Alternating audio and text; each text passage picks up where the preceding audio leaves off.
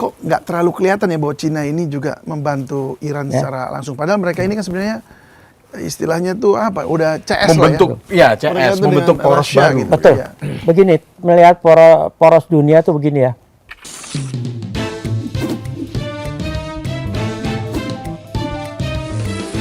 To the point aja.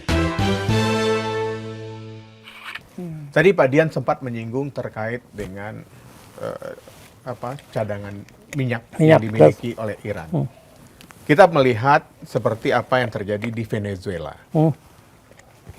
Presidennya ditangkap, dibawa dan diadili di Amerika Serikat, dan kemudian mencuat dari mafia narkoba, ya kartel narkoba, menjadi ternyata isunya tentang minyak. Apakah Pak Dian melihat ada hubungan, keterkaitan? Karena pelakunya masih sama, Amerika Serikat. Kalau dikatakan apakah ada hubungan, jelas ada. Ya tadi, minyak. Ya. Yang menurut saya sumber energi dunia, walaupun sudah ketemu beberapa energi baru atau terbarukan, saya yakin 50 tahun ke depan aja tetap mengandalkan energi fosil atau karbon itu kan. Saya yakin tuh.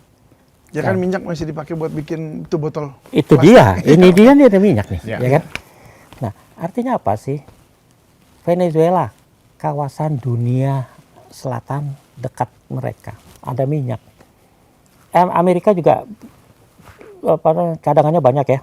Cuman dia tidak mau menggunakannya dulu, walaupun sekarang udah jadi produsen terbesar ya. Tapi dia irit-irit gitu loh. Ya. Tapi lebih mengandalkan tadi itu, karuan. Nah sekarang untuk mencari alasan, apa sih alasan ganti Maduro? Alasannya karena dia punya minyak. Wah sangat tidak sah, sangat ilegal itu, orang dia resmi terpilih kok. Ya, betul. Ya carilah alasan lain. Ya narkoba, paling gampang. Seperti dulu Noriega. Tapi kan ada juga terlihat memanfaatkan situasi pada saat Maduro ditangkap. Rakyatnya seolah-olah ya seperti diaspora Venezuela yang berada di negara-negara Eropa merasa happy mereka. Karena presiden yang dianggap diktator, tidak memperhatikan masyarakat. Apakah isu-isu seperti itu juga ada di Iran, Pak? Isu seperti itu bisa dibuat, apalagi dalam konteks sekarang, dengan berita perang berita. Sekarang CNN itu kan pernah jadi waktu awal-awal berdirinya, terus kemudian menjadi kuat. Kan dianggap sebagai anggota tetap Dewan PBB, Dewan Keamanan PBB ke-6. Joke-nya. Karena begitu powerfulnya media. Nah, sekarang itu digantikan oleh media-media mainstream, kan gitu. Seakan-akan orang di Eropa yang Venezuela gembira. Waktu mereka lari karena dari rezim, karena mereka tidak cocok dengan rezimnya. Tapi ketika rezim berganti, yang sana pulang, yang gini, yang pendukung sebelumnya lari gitu kan. Itu kan akan begitu terus polanya. Jadi buat saya melihat seperti itu, apakah karena saya diplomat, menangani hubungan internasional, apakah seorang Maduro mengganggu tetangganya gitu loh? Kan enggak. Apakah Maduro punya niat untuk invasi, memperluas wilayah negaranya? Enggak. Enggak juga. Enggak. Tapi kan tudingannya bahwa Maduro memfasilitasi peredaran narkotika melewati dia. Dia ke Amerika. Betul. Iya, betul. Apakah alasan seperti itu tidak lebih berhak kalau dilakukan oleh negara yang kelewatan dulu deh? Katakan nih sebelahnya apa tuh? Kolombia juga melakukan hal yang sama. Artinya gini loh. Di Eropa, di Indonesia pun narkoba masalah besar ya. Terus apakah karena kita bilang ini gara-gara segitiga emas tuh, Kamboja, Laos, Myanmar tuh, apa kita harus langsung serang ke sana gitu loh? Siapa yang memberi mandat dia untuk melakukan itu? Kalau kita ingat, kita ada aturan hukum internasional dan ada organisasi yang menangani, antara lain PBB. Ya masalahnya yang itu nggak dianggap ya sama Amerika. Makanya keluar sekarang. Kan mestinya secara prosedur Indonesia ada masalah Sipadan Ligitan kan nggak main gebuk Amerika kan, Malaysia. Kan? Kita ajak ngomong dulu, nggak ketemu ya. Proses diplomasi dilakukan.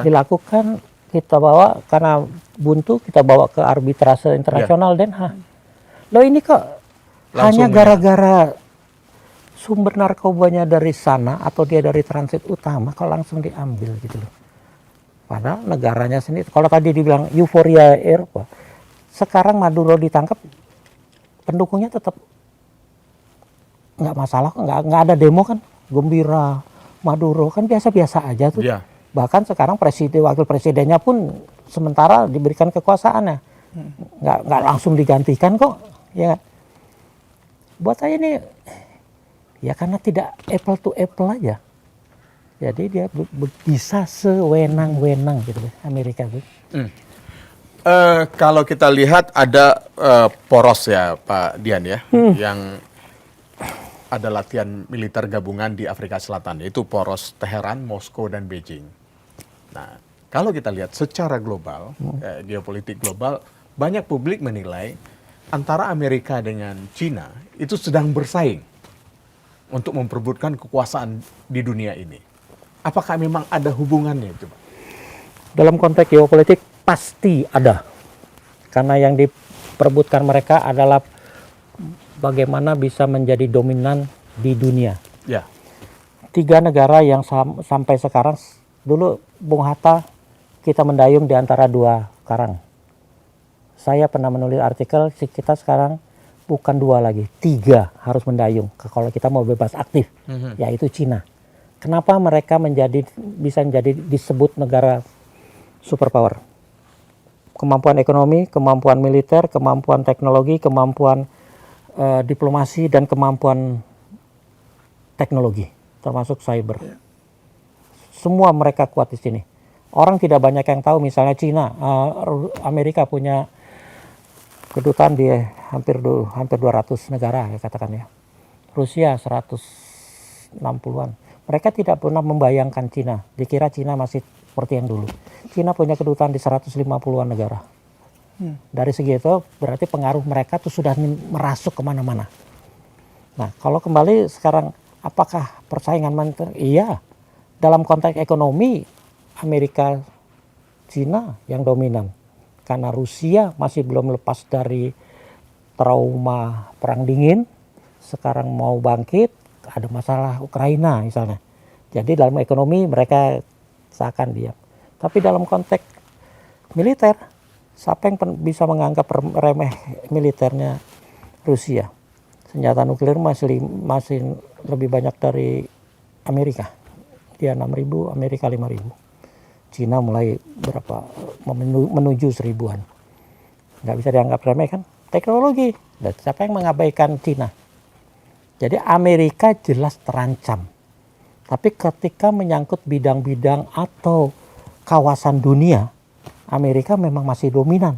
Karena apa? Salah satu faktornya, kemampuan militernya, pangkalan militer Amerika hampir ada di semua pelosok dunia, 800-an pangkalan.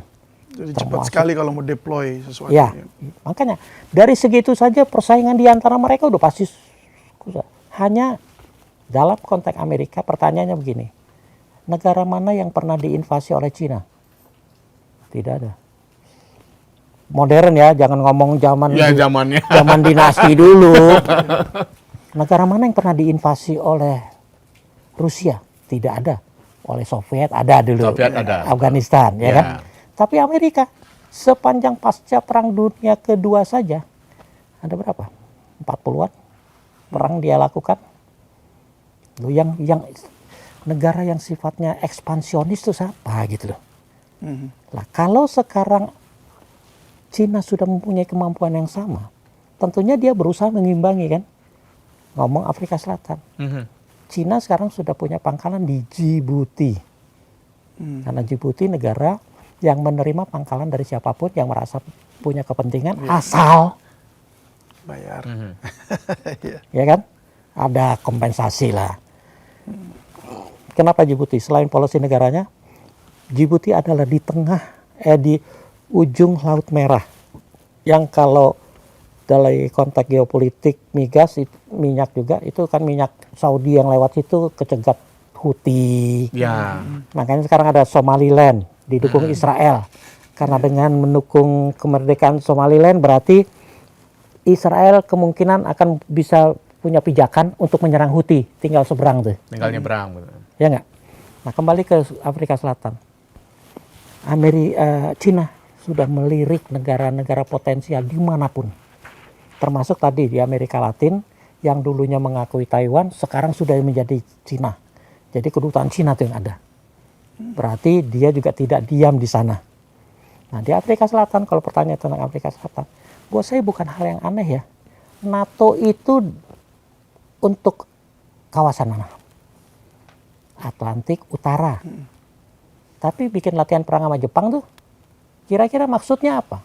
Bikin kantor perwakilan NATO tuh, padahal wewenangnya mempertahankan bersama Eropa Barat.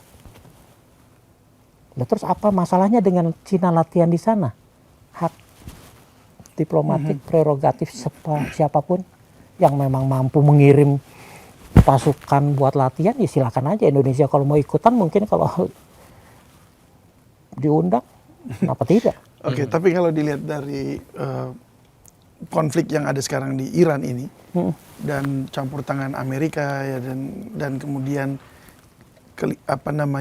Iran sendiri terancam tanda kutip bahwa akan diganti rezimnya.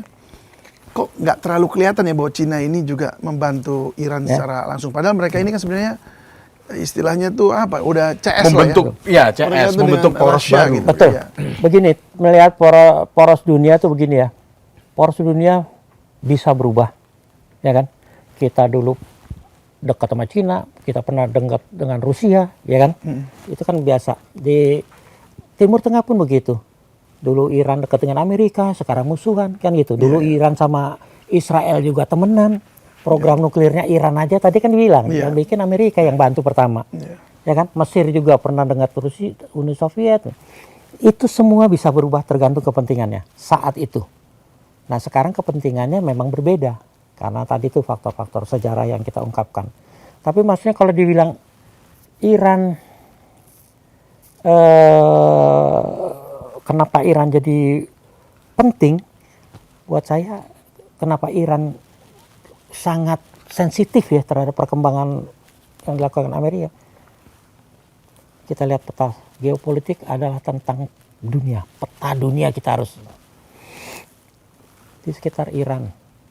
Negara apa saja, Arab khususnya di sebelah baratnya.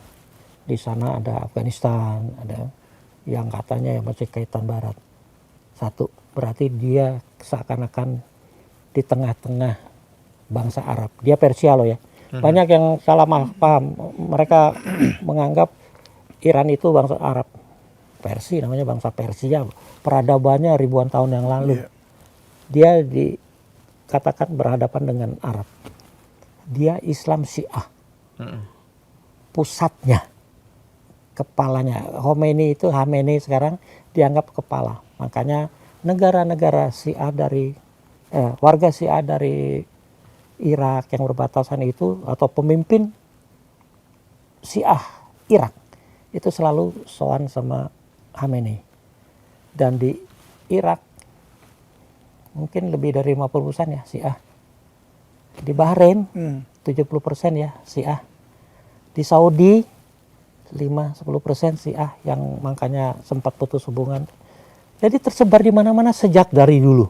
Bukan dari konflik perang. Bukan dari ekspansionisme gitu loh. Jadi sudah ada. Berarti dia adalah kepalanya. Dikelilingi oleh Arab yang notabene sebagian besar Sunni. Ya gak? Ancaman bagi Iran adalah ancaman orang bilang eksistensial, seumur hidup akan ada tuh. Ya gak?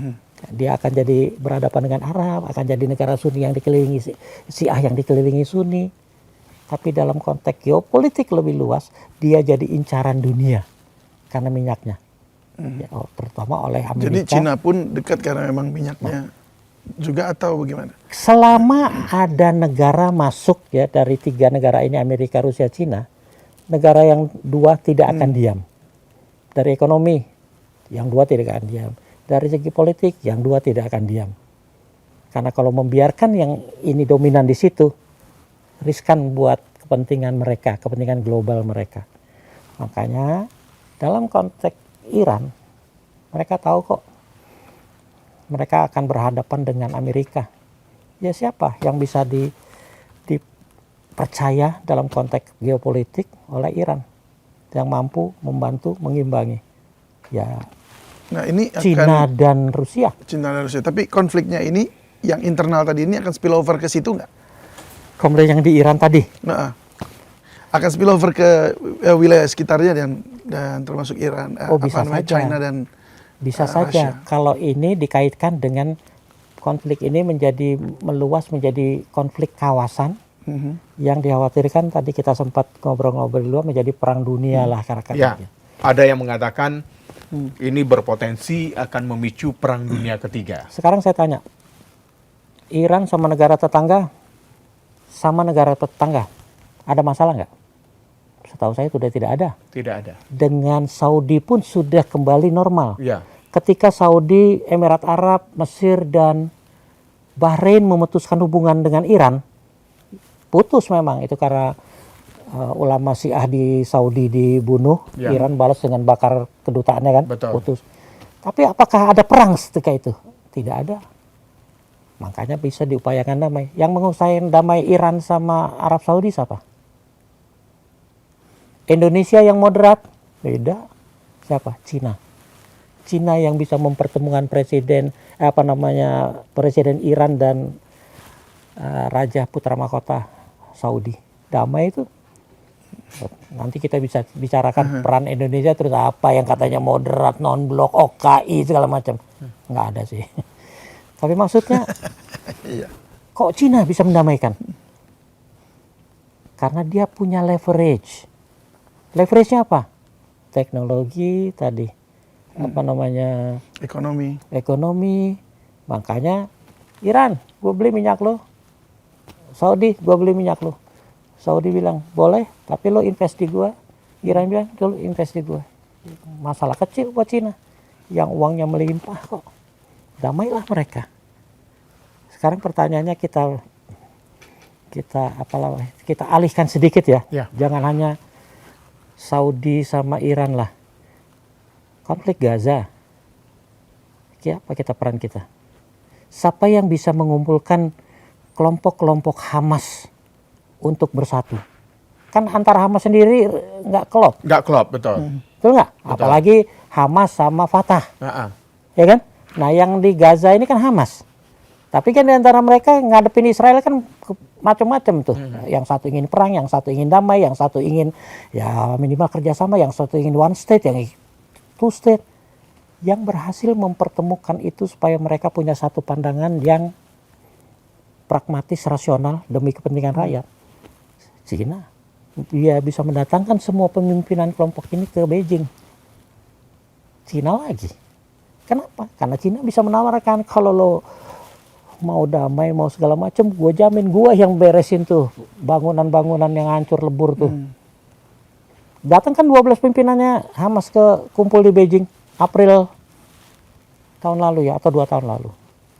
Artinya Pak Dian tidak yakin akan kembali ke perang tadi ya. Iya. Buat saya begini, sekeliling Iran tadi negara-negara Arab yang sudah maju, modern, sejahtera. Sekarang rudal Iran Israel itu emang bisa mencari celah untuk tidak melewati negara itu. Nggak ada, Pak. Nah, pasti akan melewati batas udara wilayah udara Nah, negara-negara itu. kalau sekarang katakan nyasar atau jatuh atau apa, negara Arab itu yang kena. Atau kalau misalnya loh ya, terjadi mulai itu terus Burj Khalifa, bangunan tertinggi dunia tuh kena rudal biasa aja, nggak usah rudal yang hipersonik segala macam. Kena itu kira-kira akibatnya apa? Semua ekspatriat di kawasan Timur Tengah pasti pulang semua. Artinya apa? Bisnis minyak, gas segala macam akan terlantar. Investasi terganggu. Turis terganggu. Kira-kira negara Arab yang sekarang tenang-tenang ini mau diganggu seperti menerima getah seperti itu? Yang Nggak pasti mau. tidak. Jadi ini jauh dari ini ya, sebenarnya jauh ya. Kesimpulannya adalah jangankan perang dunia gitu loh. Perang regional aja enggak ya. Perang kawasan aja rasanya enggak gitu loh.